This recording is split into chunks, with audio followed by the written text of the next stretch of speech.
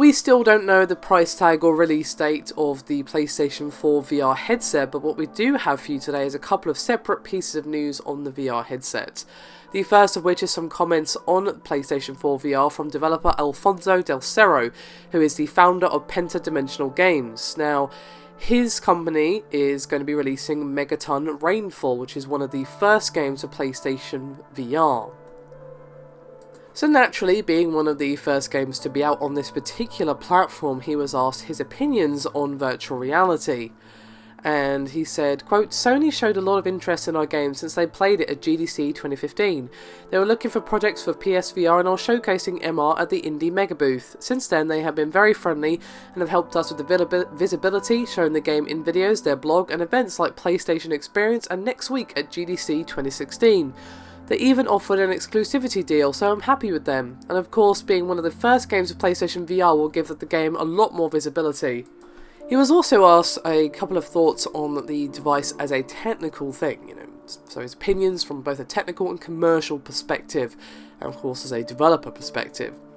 And he said, quote, "I think PSVR will ship millions. Here in Spain, I know a lot more people who own a PlayStation 4 than a high-end PC ready for VR. Technically, what surprised me the most was the reprojection feature.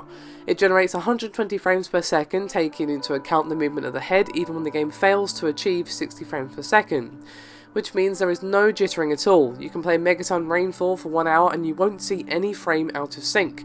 I can't say the same for the VR experiences on my PC. Megaton Rainfall will work at 60 FPS in PSVR 120 with reprojection." Now, Megaton Rainfall will also be coming out on PC, but he couldn't confirm one way or the other if he will be supporting the Vive and the Oculus Rift, because as he mentioned, he does have a contract with Sony. So, moving swiftly on to the other PS4 VR words related thing today, as a update to the health and safety notice was spotted by a Reddit user. This was actually an addition of a virtual reality safety notice, and this was added to the 3.5 beta firmware health and safety section. Now, basically, it is stating that Sony's PlayStation 4 VR headset should not be used by children under the age of 12. And you'll see similar things with both the Vive and the Oculus. The Oculus says that product was not designed to be used by children, and even advises if older children use the product, then adults should monitor them closely for any negative effects.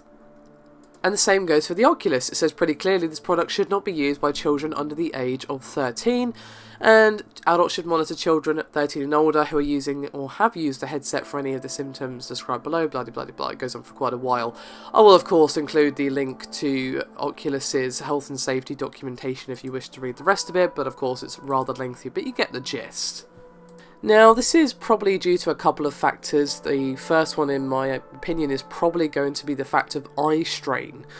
Now, that whole thing of don't sit close to too close to the TV was probably, overhyped to us as kids, but, eye strain on growing eyes is a thing, and, prolonged use of VR headsets, well, you can kind of see why that might be a problem for someone whose eyes are still growing. And, they might even have an undiagnosed, condition where they need glasses or something like that. So I can definitely see why both companies are putting this out there. But to be honest, they need to make this clear when these products are being purchased, because we all know that age ratings and whatnot don't stop some people.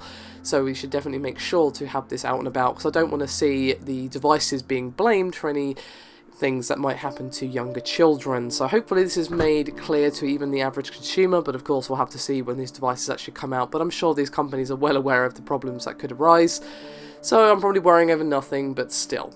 So there you have it, a bit of a double whammy for PlayStation VR today. Thank you very much for watching, I'll see you next time.